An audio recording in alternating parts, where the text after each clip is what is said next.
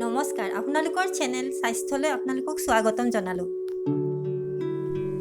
ভিডিঅ'টোৰ লগত জড়িত কিবা কথা থাকিলে কমেণ্ট কৰিব। মই কমেণ্টৰ ৰিপ্লাই দিবলৈ চেষ্টা কৰিম।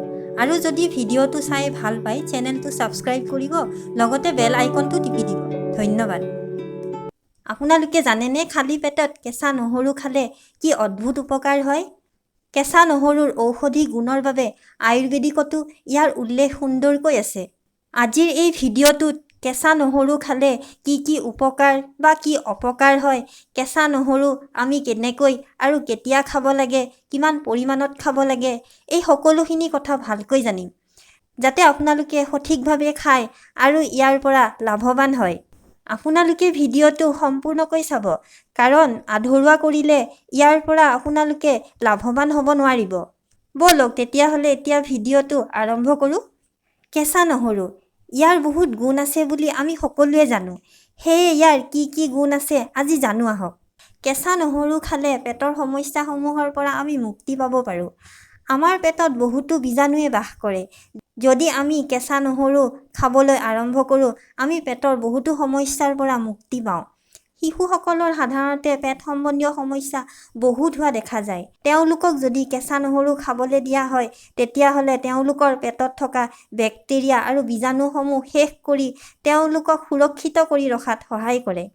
কিন্তু শিশুসকলক খালী পেটত কেঁচা নহৰু খাবলৈ নিদিব। কেঁচা নহৰু হৃদয় সম্বন্ধীয় ৰোগবোৰৰ বাবে বৰ উপকাৰী। কেঁচা নহৰুৱে কলেষ্ট্ৰলৰ মাত্ৰা কম কৰাত সহায় কৰে। ফলত শৰীৰত সুচাৰুৰূপে ৰক্ত সঞ্চালন হয় আৰু হাৰ্ট এটেকৰ দৰে সমস্যাৰ পৰা বাচি থাকিব পাৰি। দাঁতৰ বিষত ই বৰ ভাল। আগতে মায়ে ঘৰত কাৰোবাৰ দাঁতৰ বিষ হ'লে কেঁচা নহৰু বটি লগাব দিছিল। তেতিয়া ইয়াৰ গুণ জনা নাছিলোঁ। এতিয়া বুজিছোঁ। ই দাঁতৰ বিষৰ বাবে বৰ উপকাৰী। দাঁত বিষালে অলপ যদি বটি পেলাই কেঁচা নহৰু দাঁতত লগাই দিয়া হয়, আৰাম পোৱা যায়। ইয়াত এণ্টিবেক্টেৰিয়েল গুণ থকাৰ বাবে ই দাঁতৰ বীজাণুসমূহো মাৰে। আজিকালি হাই ব্লাড প্ৰেছাৰৰ সমস্যা প্ৰায় মানুহৰে থকা দেখা যায়। তেওঁলোকে যদি খালী পেটত বা ব্ৰেকফাষ্ট খোৱাৰ আগত বা ব্ৰেকফাষ্টত কেঁচা নহৰু খায়, অতি সোনকালে ব্লাড প্ৰেছাৰ নিয়ন্ত্ৰণ হোৱা দেখা যায়। কেঁচা নহৰুত এলচিন নামৰ এবিধ পদাৰ্থ পোৱা যায়, যি হাই ব্লাড প্ৰেছাৰৰ বাবে বৰ উপকাৰী। কেঁচা নহৰুৱে ইমিউনিটি বঢ়োৱাত সহায় কৰে। ই আমাৰ ইমিউনি চিষ্টেমটো মজবুত কৰি তোলে। কেঁচা নহৰুৱে আমাৰ শৰীৰটোক ডিটক্সাইড কৰাতো সহায় কৰে। ই আমাৰ শৰীৰৰ পৰা বেয়া পদাৰ্থ উলিয়াই দিয়াতো আমাক সহায় কৰে। জিম যোৱা লোকসকলৰ মাংসপেশী শক্তিশালী কৰি দিয়াত ই বৰ সহায় কৰে। কেঁচা নহৰুৱে হজম শক্তিও বঢ়ায় আৰু ভোক লগোৱাত সহায় কৰে। ই আমাৰ ডাইজেষ্টিভ চিষ্টেমটো শক্তিশালী কৰি তোলে। কফ, জ্বৰ, চৰ্দি আদি সমস্যাতো কেঁচা নহৰু বৰ উপকাৰী। ই গৰম হোৱাৰ বাবে এনেবোৰ বেমাৰত আমাৰ বাবে উপকাৰী হৈ পৰে। ঠাণ্ডা দিনত হোৱা এই বেমাৰসমূহত আপুনি কেঁচা নহৰু খাবলৈ লওক, তেতিয়া নিশ্চয় উপকৃত হ'ব। হঠাতে হোৱা বিষ বা আঁঠুৰ বিষ বা মুচুকা খোৱা বিষ, এনেধৰণৰ বিষবোৰৰ বাবেও কেঁচা নহৰু বৰ উপকাৰী। আমি কেঁচা নহৰুৰ উপকাৰসমূহৰ বিষয়েতো জানিলোঁ। এতিয়া জানো আহক কেঁচা নহৰু কেতিয়া খাব নালাগে। যাৰ ব্লাড প্ৰেছাৰ ল' বা মূৰ ঘূৰাই থকা লোকসকলে কেঁচা নহৰু খাব নালাগে। গৰ্ভৱতী মহিলাসকলে কেঁচা নহৰু কেঁচাই বা খালী পেটত খাব নালাগে। কেঁচা নহৰু বৰ গৰম, সেইবাবে প্ৰেগনেন্সি অৱস্থাত মহিলাসকলক কেঁচা নহৰু খাব দিয়া নহয়। যদি গেছ উঠি আছে বা পেট গৰম হৈ আছে বা লুজ মোশ্যন হৈ আছে, তেতিয়াহ'লে এনে অৱস্থাত কেঁচা নহৰু খাব নালাগে। যদি লিভাৰ কমজুৰি হয়, তেওঁলোকে খালী পেটত কেঁচা নহৰু খাব নালাগে। নহৰুত এণ্টিঅক্সিডেণ্টৰ মাত্ৰা বহুত থাকে, ফলত লিভাৰ কমজোৰ হ'লে হজম হোৱাত অসুবিধা হয়। যিকোনো চাৰ্জাৰী বা অপাৰেশ্যনৰ আগত বা পিছত কেঁচা নহৰু নাখাব। এতিয়া কোনবোৰ মানুহে কেঁচা নহৰু খাব নালাগে সেইটো জানো আহক। এই কথাখিনি ভালকৈ জানি লোৱাটো বৰ প্ৰয়োজনীয়, কাৰণ আমি ভাবোঁ কেঁচা নহৰু সকলোৱে খাব লাগে। কিন্তু কিছুমান মানুহৰ বাবে একেবাৰে উপকাৰী নহয় কেঁচা নহৰু।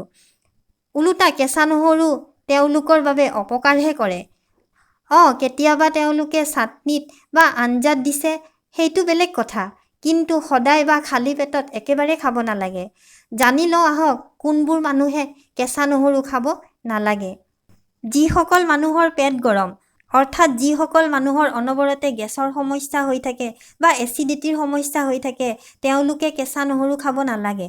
যিসকল লোকে সহজে খাদ্য হজম কৰিব নোৱাৰে বা হজম শক্তি কম তেওঁলোকেও কেঁচা নহৰু খাব নালাগে। যিসকল লোকে মছলাজাতীয় খাদ্য খাব নোৱাৰে বা খালে অপকাৰ কৰে তেওঁলোকেও কেঁচা নহৰু একেবাৰে খাব নালাগে। যিসকল লোক দীৰ্ঘদিন ধৰি বেমাৰত আক্ৰান্ত হৈ আছে তেওঁলোকেও কেঁচা নহৰু খাব নালাগে। যিসকল লোকৰ শৰীৰ গৰম মানে খুব গৰম লাগে, হাতৰ তলুৱা আৰু ভৰিৰ তলুৱা ঘামি থাকে তেওঁলোকেও কেঁচা নহৰু খাব নালাগে। এতিয়া জানো আহক কেঁচা নহৰু কেনেকৈ খাব লাগে।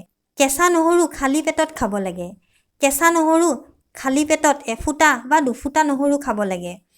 আপোনাৰ যদি বয়স 40ৰ ওপৰ হৈছে তেতিয়াহ'লে এফুটা বা দুফুটা নহৰুৱে খাব, তাতকৈ বেছি নাখাব, অপকাৰ কৰিব।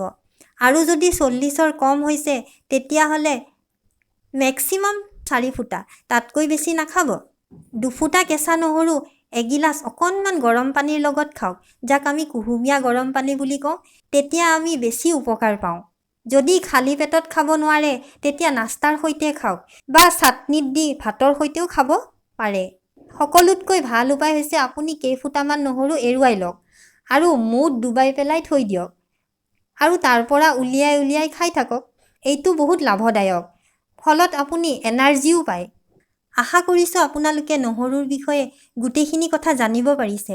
যদি ভিডিঅ'টো ভাল পাইছে লাইক বুটামটো টিপি দিব আৰু যদি কিবা জানিবলগীয়া আছে বা মোক ক'বলগীয়া আছে নিশ্চয় কমেণ্ট কৰক, মই ৰিপ্লাই দিব চেষ্টা কৰিম। ধন্যবাদ।